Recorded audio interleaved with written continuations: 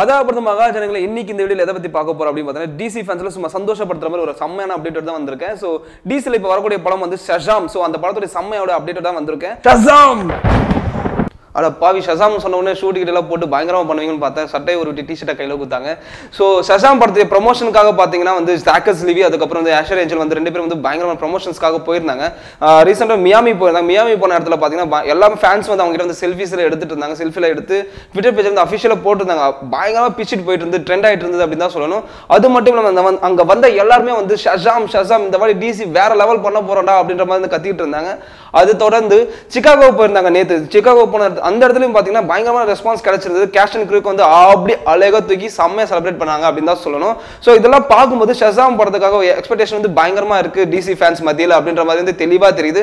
அது மட்டும் இல்லாமல் ஷசாம் வந்து தமிழ்ல ரிலீஸ் ஆகுமா அப்படின்ற மாதிரி நிறைய பேர் கீழே கமெண்ட் பாக்ஸ்ல கேட்டிருந்தீங்க. ஸோ ஷசாம் வந்து மல்டி லாங்குவேஜஸ்ல வரதுக்கான வாய்ப்பு நிறையவே இருக்கு அப்படின்னு தான் சொல்லணும்.